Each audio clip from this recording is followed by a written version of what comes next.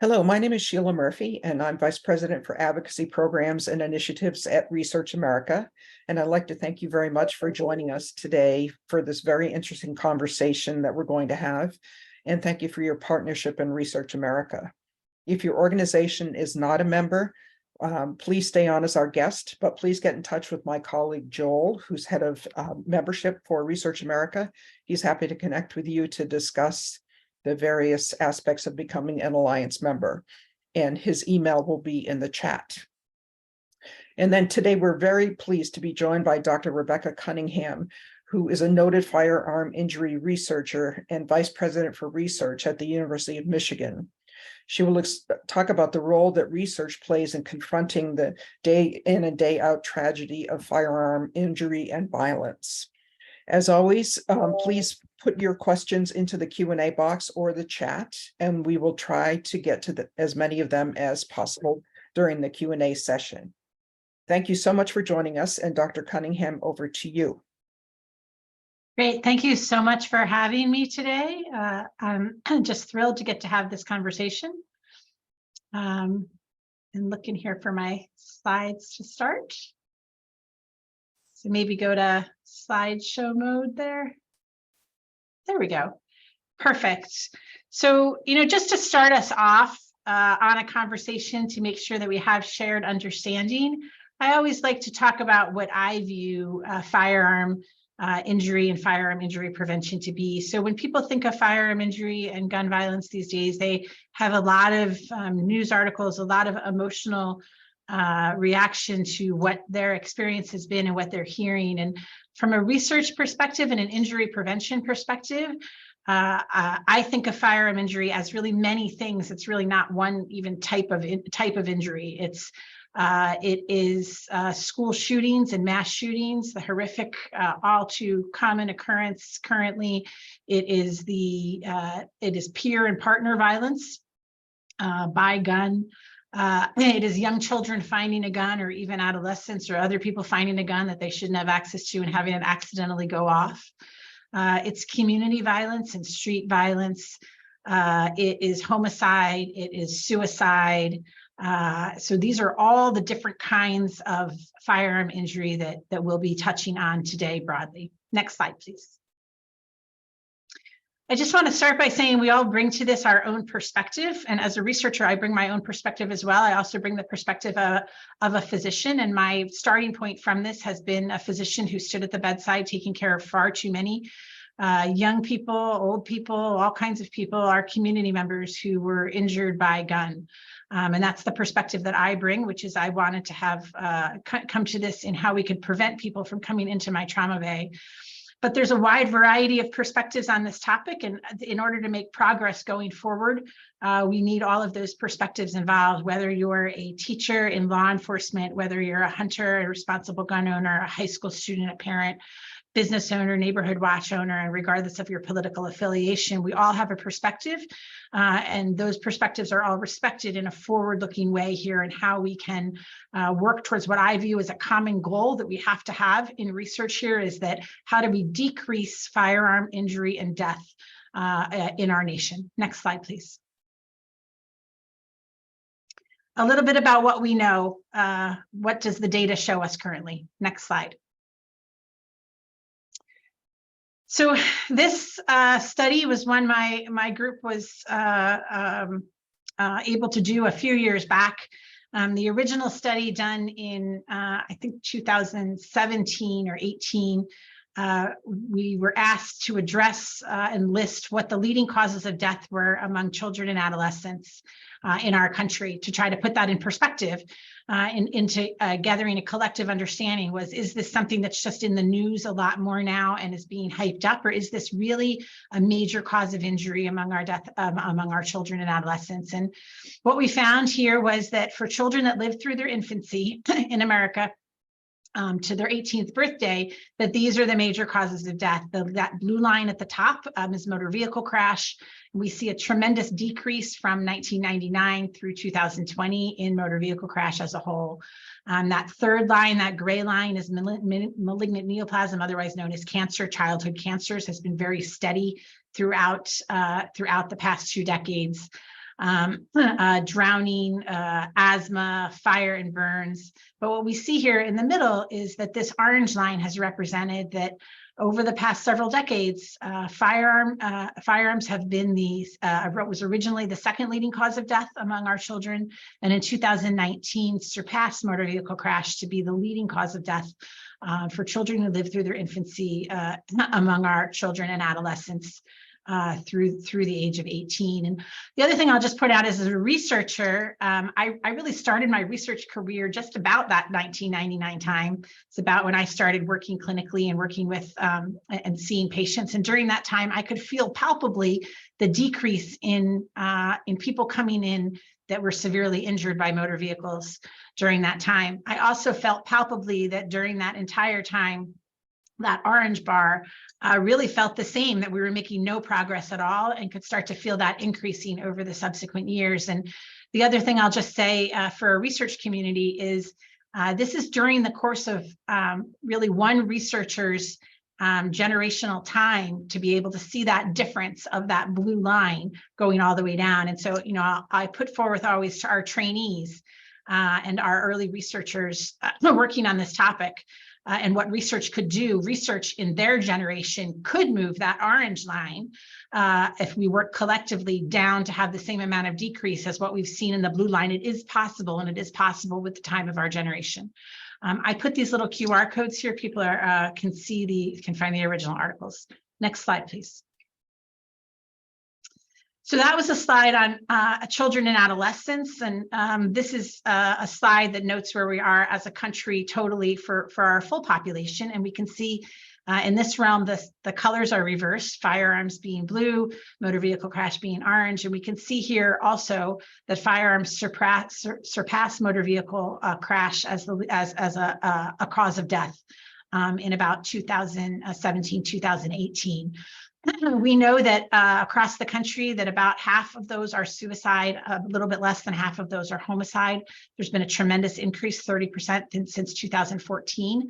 That suicides are really impacting a lot of our veteran population, have a much higher rate of overall suicide rate by gun. And that the feeling that we have in our communities and nationally that mass shootings are increasing is not simply a factor of the news, but is borne out by the data in 52% increase in incidents from, that should be from 16 to 21, somehow it's reversed and then 20 to 21, sorry about that data. And this is a tremendous, not only emotional cost and costs on our families and our communities, but also has a clear dollar cost that is extraordinarily expensive for our country and our healthcare systems. Next slide, please. This is also a burden of injury and disease that has substantial racial and ethnic disparities that one needs to be attentive to. Our homicide rate with gun for Black Americans is 6 times higher than other racial groups. Suicide rates by gun are higher among our white and Native American Alaska groups. And we really need to think about, when we're looking towards solutions here, also the structural factors of firearm injury over the century, systemic racism and economic disinvestment as related to homicides, and distress and poverty, mental health access as related to both, but also to suicides. Next slide, please. Often there's myths around this is an urban problem, this is a X community problem, this is a Y community problem. I mean, the fact of the matter is this is a problem in all of our communities. But if we look overall, suicide rates are higher in our more rural, which is on the right side of this slide, communities. This is all by gun. Homicide rates by firearm are higher, slightly higher, not as much higher as one would think in perhaps with urban lore in our urban communities. Overall, our rural communities are actually experiencing more death by firearms than our urban communities. The point of this being really, this is an issue for all of our communities, suburban and urban. Next slide, please. When we look at that again by in children and adolescents, that last one is not for our whole population. And sort of the question that's asked here is, our kids, we've talked about our kids and adolescents here are dying, in high school and in elementary school. by firearm, and we looked at what communities that's happening in. Again, is that one community more than another community? And I'll point you here to the middle aspect where we see for firearm injury, those bars are about equal, which means children in our urban communities, suburban communities, and rural communities are dying at very similar rates per 100,000 by firearm. This is a problem for children and adolescents across all of our communities. And as I pointed out before, across our population in general, across our communities, we all need to be thinking about solutions. Next slide, please. All this data has inspired me, and I hope will inspire researchers across the country that we really need to be thinking upstream. It was certainly too late to be thinking about this once folks arrive at our hospital door, although good trauma care has helped. We need to be working upstream and thinking about effective prevention methods. Next slide, please. So what's a framework, a research framework for developing solutions here? One that has worked across other types of injury, other types of disease, is define the problem, identify risk and protective factors, develop and test prevention strategies, implement promising initiatives, and then monitor, evaluate effectiveness, and work again on the problem. That stepwise framework, which is the same for firearm injury as it is for any other type of injury and most diseases to be approached in a research framework, means you need the data and you need research for that and funding for that to generate the knowledge, which also takes research funding and research people. And then you need to move that research to action, which also takes implementation work, research funding, and good examination of the solutions and how well they work. Next slide, please. So where did we get off track on this in the country? In the late 1990s, the Dickey Amendment was passed, and that really silenced the federal funding around research on this topic, decreasing it dramatically across the CDC and across the NIH. So what that led to is by 2010, the total federal research on gun deaths was only being funded at about $135,000, not million, $1,000 for the entire nation to study, if you remember from the first slide that I showed you, what was then the second leading cause of death among children and adolescents. So we really were not funding this. By about 2011, by the way, if we're not funding it, then that means we're not generating the data, we're not generating the knowledge, we're not implementing the solutions to how we're going to move ahead. By 2011, that also meant we only had a handful of firearm researchers in the US. Researchers require funding, academics and universities require the ability to progress across their careers. They require funding to do that. So we had only a handful of firearm researchers left. And what did that mean? By 2017, when gun deaths surpassed car deaths for teenagers, it wasn't even a headline in the country because there weren't any scientists around who were studying gun deaths specifically to be looking at that data in a concerted effort way. Now we have more, and that kind of data leap wouldn't go unnoticed, but it did in 2017. Next slide, please. This was a study we did, and the QR code is there on the bottom. It was in Health Affairs, where we actually looked at the funding specifically for children and teens on selected causes of mortality, just really to highlight that when we say it's not that we haven't, that there aren't solutions that are possible for this. It's that we weren't trying to find solutions for many years. So for example, to decrease childhood cancer, just childhood cancer, the mean funding for those 10 years was $335 million a year of concerted effort to decrease how we are going to have less kids dying from cancer. Just for children and teens, by a very conservative estimate, we were funding over $88 million a year in funding, in research funding, that worked to decrease that blue curve at the top, and that's not even including the funding that was happening for adults at the time. For congenital abnormalities in children to prevent deaths, again, $36 million a year. For between 2008 and 2017, we were funding $1 million a year for firearm injury. And with that, we were not able to find a tremendous amount of concerted solutions to move us ahead here. That meant we had less less publications coming out, less knowledge being generated from that box I had before, and with less knowledge to action. Those are the effects of downstream decrease in research funding. Next slide, please. So we got off track. The track is windy. We are getting back on path in the country in addressing this as a research issue, and one that can be addressed by standard data, knowledge, action platforms. Next slide, please. Let's look back a little bit. Next slide. If we look at this car, which is somebody will tell me who knows cars better than I, this is circa 1960s. When this car crashed with this picture in the 1950s and 60s, we would have said that it was the driver's fault. This must be a driver who was did something wrong, and that's the reason that they died in this crash. They almost certainly did die in this crash. To look at it today from an injury prevention standpoint, we know that there's many system effects just looking at this picture that were put in place in subsequent years. For example, we try to not put big poles like that right next to highways. We have crash compartments and engineering solutions and airbags that would make it, if someone did hit that the front car would crumple and that they themselves may not be killed and be able to walk away. Next slide, please. With that sort of approach that's broader than the individual driver responsibility, but a path that affects how we design roads, how we design cars, what we do for drunk driving, how we address high-risk individuals who perhaps are too drunk to be behind the wheel of a car. Those are the types of thinking that we now can apply to how we decrease firearm injury. Next slide, please.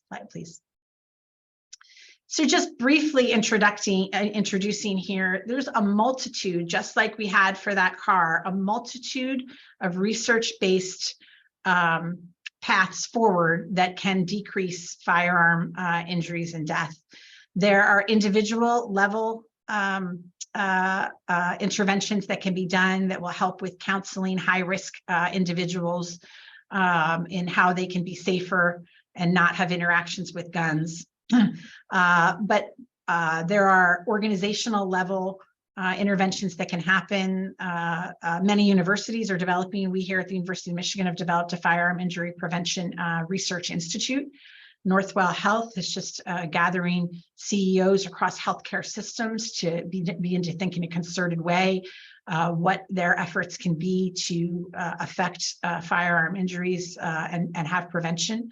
At the community level, there's many interventions that are possible, from campaigns on safe storage to urban renewal. On the left here, I show just an example of the difference between a lot that has been what we call sort of broken windows theory, where the lot and that urban area is distressed, versus cleaning that area up. We know research has shown us that actually there's a difference in violence once we treat our communities and we green them and clean them in that way that busy streets model shows on the right there. There are, of course, also policy options, and they require research behind them to understand which policies work and which policies don't. Policies such as extreme risk protection orders, safe storage, child access prevention laws, CAPS laws. So all across the spectrum here, one of these alone will not work. Certainly an individual level alone will not work, but a combination across every level, every ecological system with many, many efforts at each level will be where we begin to decrease the terrible toll of death in our country. Next slide, please. So what can we all do as individuals? So first of all, in your own community and school and workplace, you should know the firearm facts and myths that I just talked about. We should collectively understand that gun deaths are preventable. This is not something that we just need to accept in our society in the same way we don't have to accept that that car is going to hit that pole and everybody in it is going to die.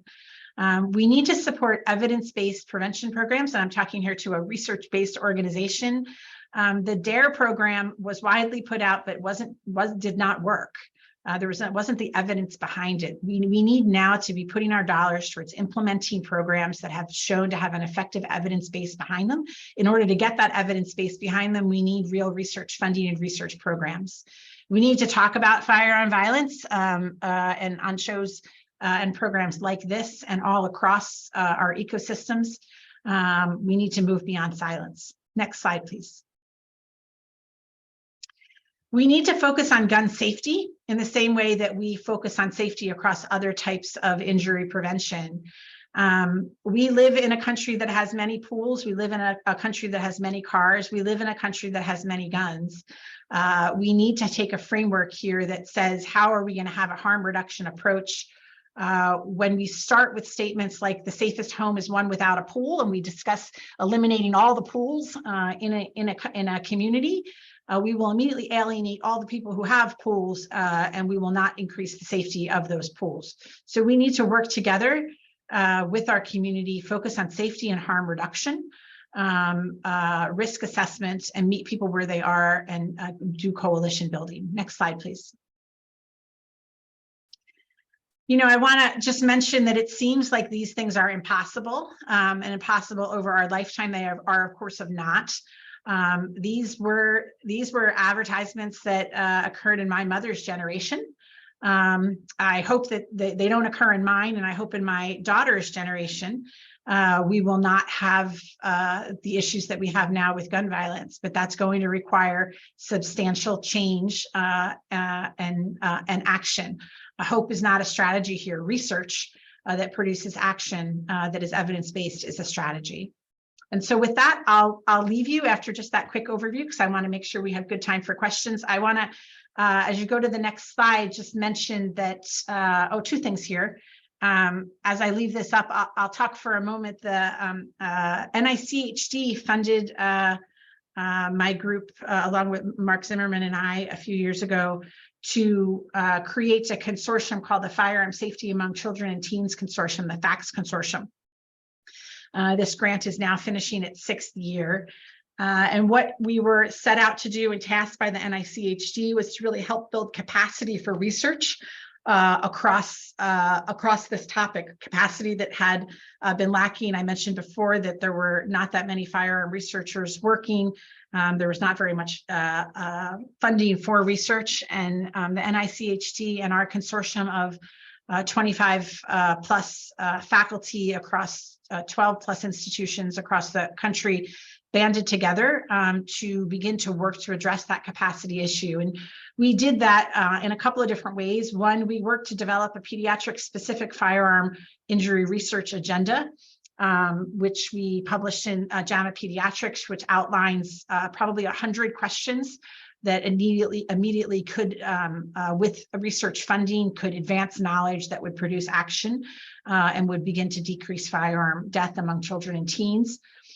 We designed some core studies to provide preliminary data, and I'm happy to talk about those to fill the early data needs so that we could build larger studies that would find meaningful results. We developed a web-based searchable data archive here at the University of Michigan and ICPSR, which holds over 100 data sets now of prior research on firearm that includes the variables of firearms, so that we can begin to look at those with secondary analysis and see what we can learn. And then it funded a postdoc program, which began to train a next generation of firearm researchers so that we could start to fill the capacity gap we have in those knowledgeable specifically about firearm injury prevention and create an emerging pipeline for future research.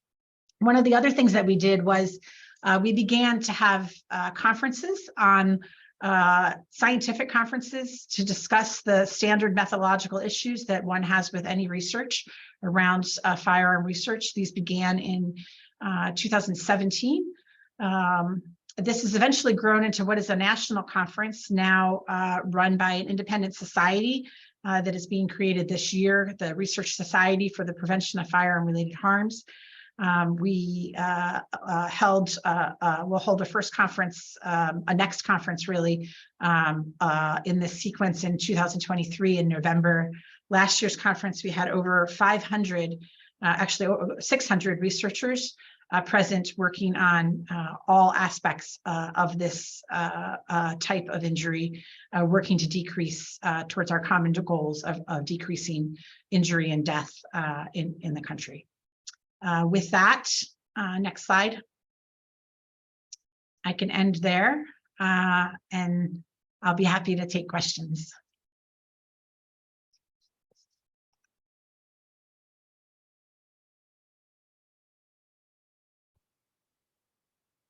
Okay, sorry.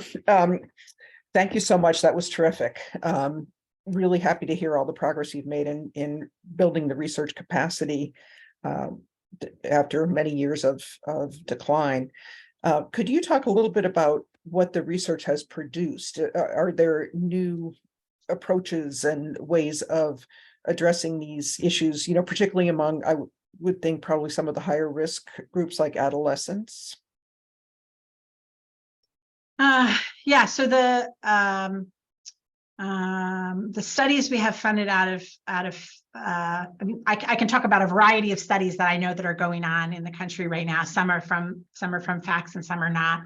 Some of the work that we did out of FACTS, first of all, has been a national survey of firearm owning parents and their children to try to understand the context in households, the risk of the adolescents and the storage patterns and practices and barriers to those by those adolescents and their families, to try to work towards what will then be creating individual messaging and support for increased safe storage. We have done some work collectively as in FACTS, pilot work on extreme risk protection orders and what their practical implementation is. These are being implemented across the country. With that, they're being implemented in a variety of different ways. April Zioli on our team has worked to understand what the impact is on children and their teens in multiple states, who petitions for them, why they petition for them, what happens after the petition happens. This is early foundational work that will start to build our understanding of the effectiveness of those policies. There was work done initially by our group to start to understand what kind of counseling could be done with physicians' safety check. Renad Beatis created a safety check intervention adoption for clinic settings to understand how to have what counseling could be done with physicians and those parents in order to increase safe storage, and that's being rolled out and examined now to understand those messaging. Those are some components. Other studies that are going on right now on our team. Dr. Pat Carter has done a lot of investigation in high-risk youth in urban emergency departments and rates looking at adolescents who may have had weapon carriage history in the past year and what we can do to decrease risk among those highest adolescents and how we can reach them. So a wide variety of approaches. And we're really just beginning to scratch the surface of the basic questions to be asked. Right now, there's about $25 million a year annually allocated for federal funding on this from the CDC and NIH. There may be some from other agencies as well as part of other programming that includes firearm work, but dedicated work on firearm research from the CDC and NIH right now is at about $25 million, which is a great start. But when we look at the levels of funding that have been needed to move motor vehicle crash death rates down, cancer death rates down, it will take a substantial amount more.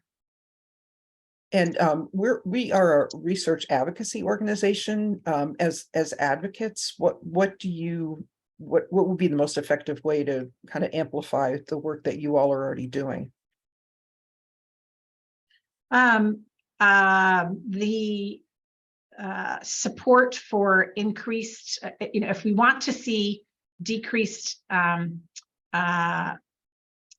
death rates and even awareness about what's working and what's not working, we need research and researchers and funding.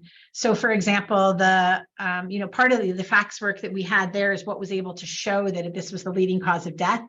That's because there was research funding for us to have an analyst to be able to examine that data in this particular way and then highlight it. So forward momentum, including momentum on what's working and what's not, is going to take increased research funding and being able to collectively know that we're not going to come up with solutions by just sitting around and talking about it together. That's not how we found solutions to cancer. It's not how we found solutions to car crash. We have to fund scientists to do this. And so encouraging increased levels of funding by our federal partners, which is how we've decreased death rates on every other major health problem that the country has faced, whether it's been COVID or HIV or motor vehicle crash, has been by sustained large funding from the federal government to support researchers to advancing new knowledge that then can be rolled out. Right. Right. I'll just ask one more quick question and then turn it over to Jacqueline for questions from the audience. But this may be more, I don't know how much research there is into this, but it does appear that just the number of firearms available is increasing, and that is increasing the incidence of, not just children, but people in general being injured by firearms. I'm just wondering if you've seen that in your practice or your research. So the research data that exists demonstrates that there's an increased number of firearms being sold across the country every year. How that plays into causality is a separate question. But there's certainly more, that there's more firearms being sold and more firearms being bought across the country, and that those firearms have an increasing amount of lethality associated with them compared to firearms 10, 15, 20 years ago. So those are facts. Right. Okay, I'm going to turn it over to Jacqueline to ask some questions from the audience. Thank you, Sheila, and thank you, Dr. Cunningham, for your presentation. Very informative. So first question from the audience. You mentioned the federal agencies that support research in firearm violence are CDC and NIH. What mechanisms should they be supporting? By what mechanisms? So, most of many NIH agencies have a role here. You saw our funding came before from NICHD, NIAAA, NIDA. Our older folks across the country are dying at very high rates by gun suicide. NIMH has a role to play here. The Aging Institute has a role to play here. DOJ has a role to play here, NIJ.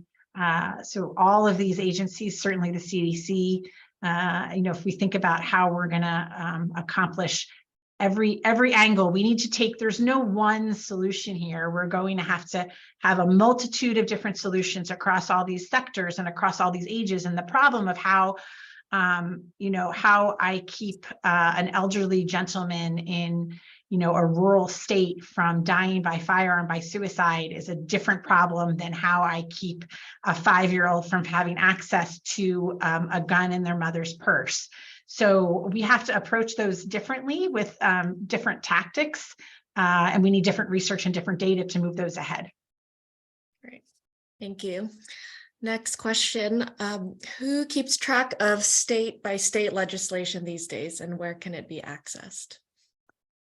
There is not, as I know, of a federal data, a broad database on that. They're available within the states. The way we've had access for our extreme risk protection order research by working with states individually. There may be another answer, but that's the answer I know. Thank you. Next question, are there any summary documents that would describe the effects of legislation on gun-related deaths for this country or other countries? Yes, and I'm looking here to find the exact site for you, but we did an evaluation in, I think it was 2018 or 2019, in the Journal of Behavioral Medicine, a special issue, which was specifically dedicated to firearm injury prevention. We did scoping reviews of that time of major topics including one was a description of the firearm laws and policy and outcomes among children and adolescents to understand the effect of those policies from a policy analysis standpoint. We also did a review of all the literature that existed on that time, again, funded by the NICHG, by children and among children and teens, on what we know about risk and protective factors related to firearm violence, what we know about adolescent firearm carriage via studies. What we know, something we're not talking about here also in terms of knowledge that needs to be generated, is after injury, there's also an awful lot we need to know to how to take care of our communities. You know, one shooting in a community right now impacts, you know, not only impacts the whole community, and at this point impacts the nation in terms of how we're interacting with our environments. And there's been some studies on the long-term consequences, for example, of youth exposure to firearm injury.